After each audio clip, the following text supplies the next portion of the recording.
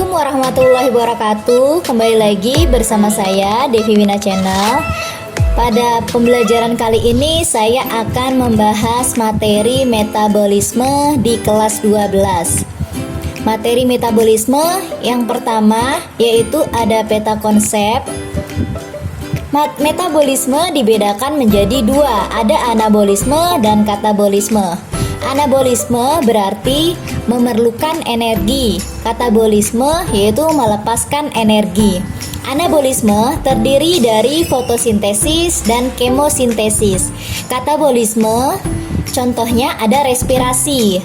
Proses respirasi ini dibedakan menjadi beberapa tahap, yaitu ada tahap glikolisis, daur Krebs atau siklus Krebs, transfer elektron. Respirasi terdiri atas dua respirasi, yaitu ada respirasi aerob dan respirasi anaerob atau fermentasi. Lalu, pengertian metabolisme. Metabolisme adalah rangkaian proses reaksi yang terjadi di dalam sel dengan melibatkan enzim. Metabolisme meliputi katabolisme dan anabolisme. Katabolisme pengertiannya yaitu reaksi penguraian molekul kompleks menjadi molekul yang lebih sederhana. Anabolisme yaitu reaksi penggabungan molekul sederhana menjadi molekul kompleks. Jadi, katabolisme berkebalikan dengan anabolisme. Kalian ingatkan saja kalau katabolisme itu penguraian molekul kompleks menjadi molekul yang lebih sederhana. Kalau anabolisme itu penggabungan atau penyusunan molekul sederhana menjadi molekul kompleks. Berarti kebalikannya ya, anabolisme dan katabolisme. Selanjutnya, ada pengertian enzim ya. Enzim merupakan katabolisme biologi, yaitu zat yang dapat mempercepat reaksi kimia tetapi tidak ikut bereaksi sehingga pada akhir reaksi akan terbentuk kembali.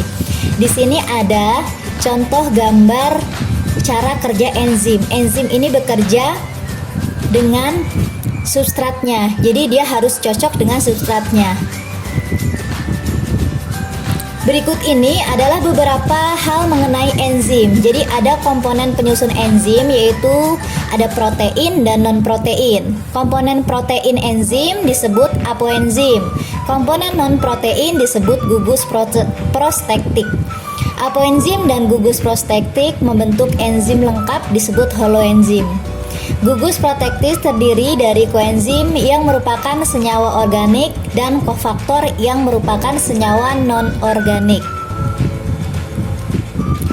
Selanjutnya saya akan menjelaskan mekanisme kerja enzim, yaitu mempercepat reaksi dengan menurunkan energi aktivasi atau energi yang digunakan untuk memutus ikatan molekul. Jadi di sini ada gambar grafik enzim ya. Jadi enzim itu bekerja mempercepat reaksi ya dengan cara menurunkan energi aktivasi. Jadi ketika energi aktivasinya turun, kerja enzim itu semakin cepat. Mekanisme penggabungan enzim yang ketiga, mekanisme penggabungan enzim dengan substrat dalam reaksi enzim dapat diterangkan dengan teori kunci dan gembok, di mana enzim sebagai gembok dengan bentuk yang tetap, sedangkan substratnya merupakan kunci dengan bentuk yang sesuai. Jadi di sini dicontohkan dengan istilah kunci dan gembok. Jadi enzim itu bekerja dengan substratnya, dia bekerja harus saling cocok ya. Jadi enzimnya sebagai gembok, substratnya sebagai kuncinya. Jadi substratnya harus menyesuaikan enzim tersebut. Itu adalah cara kerja enzim, penggabungan enzim dengan substrat. Di sini ada gambarnya seperti ini. Ya, substratnya harus cocok dengan enzimnya. Selanjutnya ada apa saja sih faktor-faktor yang mempengaruhi kerja enzim?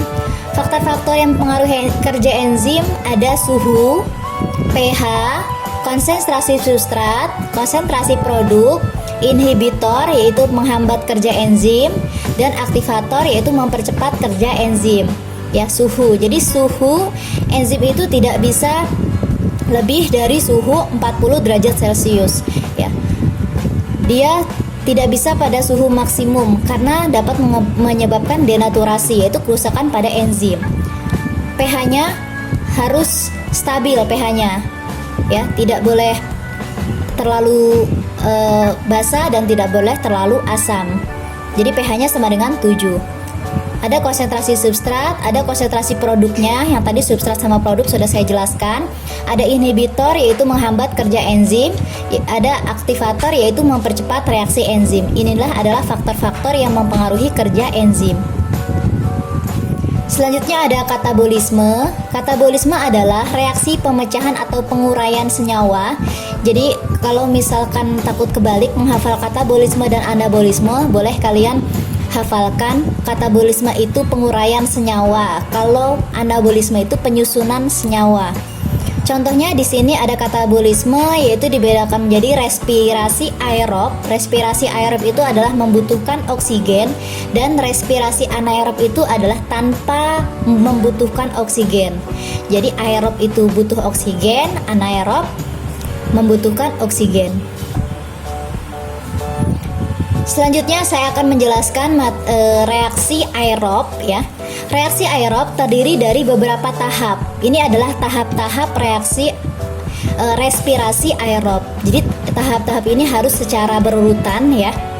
Yang pertama ada glikolisis. Setelah glikolisis masuk ke DO, dekarboksilasi oksidatif, itu kita singkat DO. Selanjutnya ke siklus Krebs. Selanjutnya lagi ke sistem transfer elektron, baru hasilnya ini berbeda-beda ya. Glikolisis menghasilkan apa, DO menghasilkan apa, siklus Krebs menghasilkan apa, sistem transfer elektron menghasilkan apa, dan terjadinya juga berbeda-beda. Yuk kita simak selanjutnya. Tahap-tahap respirasi aerob. Yang pertama ada glikolisis. Glikolisis terjadi di sitosol, menghasilkan 2 molekul asam piruvat, 2 NADH dan 2 ATP. Asam piruvat akan masuk ke siklus Krebs dan NADH akan masuk ke sistem transfer elektron. Ya, jadi setelah tahap glikolisis itu ada tahap DO ya. Selanjutnya dekarboksilasi oksidatif. Terjadi di membran luar mitokondria, menghasilkan 2 asetil-CoA, 2 NADH dan 2 CO2. Selanjutnya dari DO masuk ke siklus Krebs. Siklus Krebs di situ ada berlangsung di matriks mitokondria, menghasilkan 6 NADH, 2 FADH, 2 ATP dan 4 CO2. Setelah masuk ke siklus Krebs, yang terakhir adalah sistem transfer elektron. Sistem transfer elektron ini pengangkutan elektron melalui rangkaian molekul penangkapan elektron yang menghasilkan ATP. ATP itu apa? ATP itu adenonin trifosfat ya, sampai akhirnya elektron terakhir ditangkap oleh O2, oksigen ya. Hasil ATP pada proses respirasi aerob ini hasil keseluruhan menghasilkan 36 ATP, 2 dari glikolisis, 2 dari siklus Krebs dan 32 dari sistem transfer elektron. Ini adalah hasil dari respirasi aerob. Yang terakhir terjadi di sistem transfer elektron. Jadi kalian harus paham dan harus ingat hasilnya dan terjadinya di mana. Itu adalah proses respirasi aerob. Nah, selanjutnya saya akan menjelaskan respirasi anaerob. Respirasi anaerob adalah reaksi pemecahan karbohidrat untuk mendapatkan energi tanpa menggunakan oksigen. Tadi kalau aerob itu membutuhkan oksigen, kalau ini tidak membutuhkan oksigen atau tanpa oksigen. Ketiadaan oksigen, reaksi respirasi tidak berlangsung secara sempurna. Jadi respirasi anaerob ini hanya sampai tahap glikolisis. Kalau tadi ada 4 tahap respirasi aerob, kalau ini hanya sampai tahap glikolisis. Dengan demikian, 1 molekul glukosa hanya akan menghasilkan 2 molekul ATP dan asam piruvat yang kembali diubah menjadi alkohol atau asam laktat. Asam laktat bagi organisme aerobik bersifat racun. Inilah respirasi anaerob ya, tahap-tahap respirasi anaerob.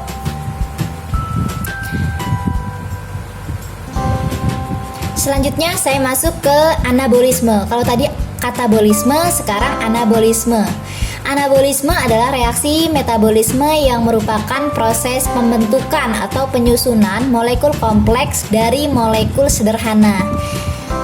Contoh reaksi anabolisme adalah fotosintesis dan kemosintesis ya. Fotosintesis tentunya kalian tahu ya, sudah pernah belajar, dan kemosintesis yang akan saya jelaskan sekarang. Nah, di sini ada fotosintesis, ada reaksi fotosintesis.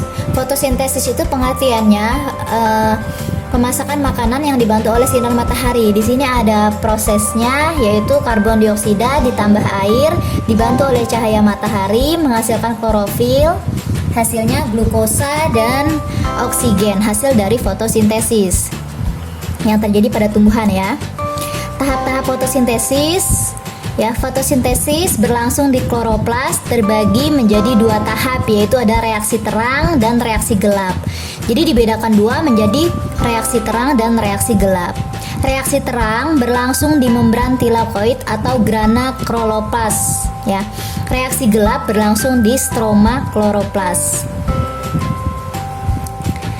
Nah, di sini ada pengertiannya. Reaksi terang adalah reaksi penangkapan energi cahaya oleh fotosistem dari kloroplas untuk diubah menjadi ATP dan NADPH yang selanjutnya digunakan untuk sintesis glukosa pada reaksi gelap. Nah, di reaksi terang ini menghasilkan O2, oksigen. Ada dua fotosistem, yaitu fotosistem 1 P700 yang bersifat siklik dan fotosistem 2 P680 yang bersifat non-siklik.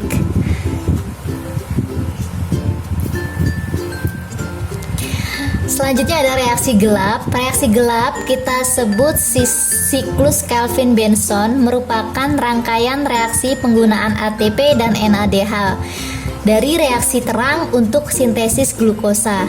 Reaksi ini tidak membutuhkan cahaya sehingga disebut reaksi gelap.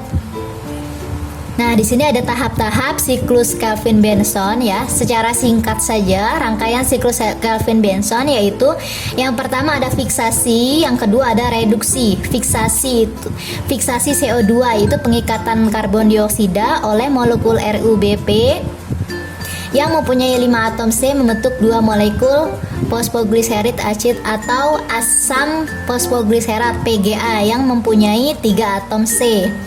Selanjutnya, setelah fiksasi ada reduksi PGA menjadi PGAL yang mempunyai 3 atom C dengan menggunakan energi ATP dan NADH2 yang berasal dari reaksi terang.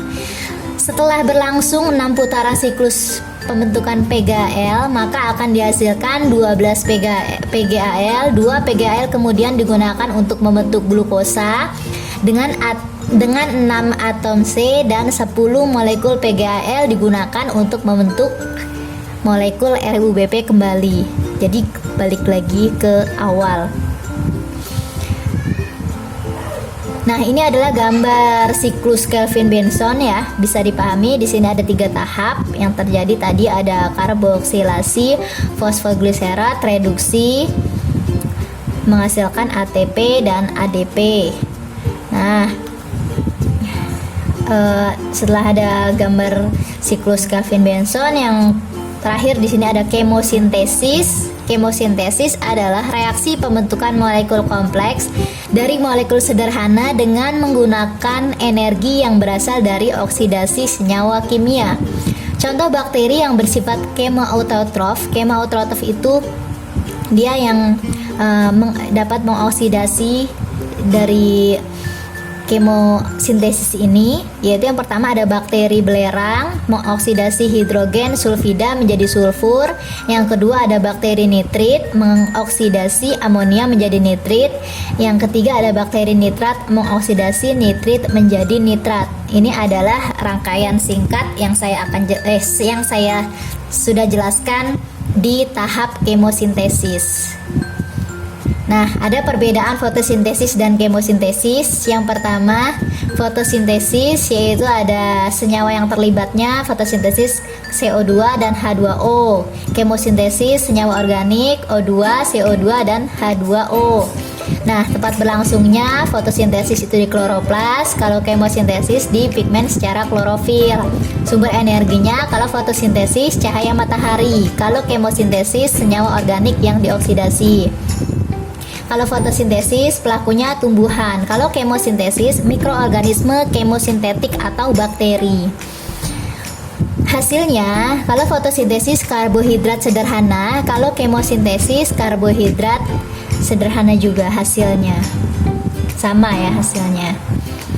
Ya, terima kasih telah menonton video ini. Semoga bermanfaat dan menambah ilmu kalian semua. Kurang lebihnya mohon maaf. Wassalamualaikum warahmatullahi wabarakatuh.